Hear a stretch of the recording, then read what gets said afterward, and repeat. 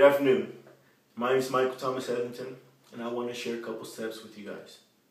These steps are for you to seek for success or to achieve success. Now, I'm pretty sure I'm missing a couple. I'm very young, as you can see. But with my young age, I've been able to learn so much. The first step I want to share with all of you guys is character. It isn't necessary for you to have a strong character, to be confident in yourself, to know that anything and everything is possible. Of course, some stuff or some things might be a little bit harder than others. But with a strong will, I'm pretty sure anybody can do anything. It's also necessary for you, within that character, to welcome people. To welcome people to have a conversation with you.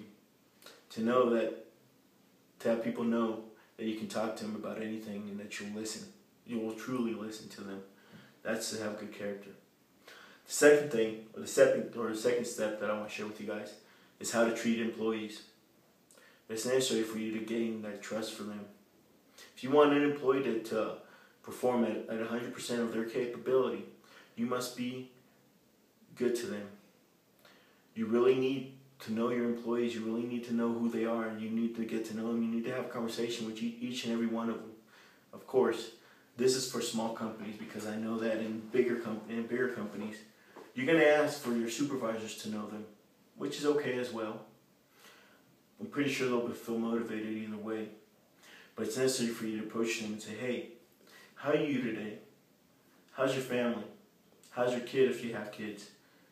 Hey, by that, know if they have kids. Know if they're married. Know if they're living with their parents. Know what hobbies they like to do. You might be surprised that more than one have similar hobbies to you or have so much more in common. It's a good starting point to have a great relationship and to have a good working relationship. And I'm pretty sure that they will perform at 100% whenever you're open to them.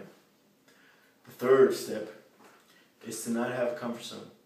You need to step out of your comfort zone in order to achieve success. The death of all success is to be comfortable with something. You might be comfortable making, I don't know, $100,000 a year. Hey, anybody can live off of that. But if in order for you to achieve true success, you need to step out of that. Know that it's not always about money. You need to feel good inside. You need to feel that you have achieved something. My example for that is, at the age of 28, already having achieved so much success in sales, I decided to do something crazy. And I enlisted in the Army. They sent me, of course they did, they sent me to Iraq. By all means, I was over there for a year asking myself why I did that. But it taught me confidence in myself. It taught me that I could achieve so much more and that everything was possible. Because I did that. I took that step. I took the step to get out of my comfort zone and do something that I didn't know if I had the joints for, I didn't know if I had the knees for, I didn't know if I had the will to do it. But I did it, and I got out with honors. The fourth step is to know your client. To know that you have an internal client and that you have an external client.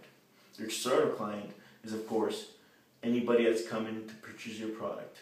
Whether it be plastic surgery, whether it be a good computer, anything that you're going to sell to them, that's your external client.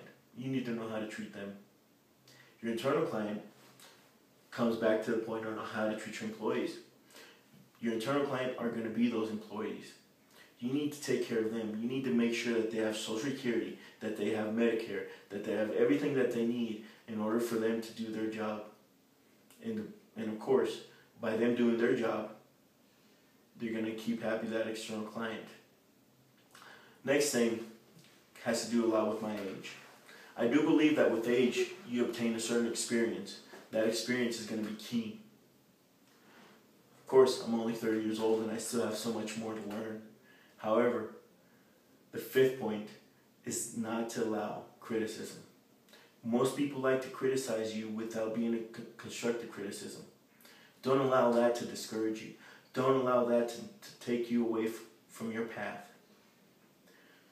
The next step is to maintain your objectives. Right now, I'm the current managing director for a plastic surgery clinic. I know that my objective is to have 100% capability on my surgery rooms, because that's where the money is for my business. You need to know what your objectives are.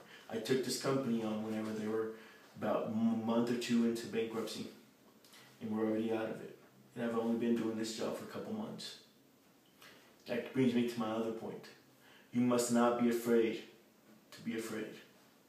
Most people say, hey, I don't want debt. Hey, I'm not gonna get that loan. Hey, how am I gonna pay for that? Of course, it's always gonna be hard for you to pay for stuff, but you must not be afraid to get that debt. You must not be afraid to succeed.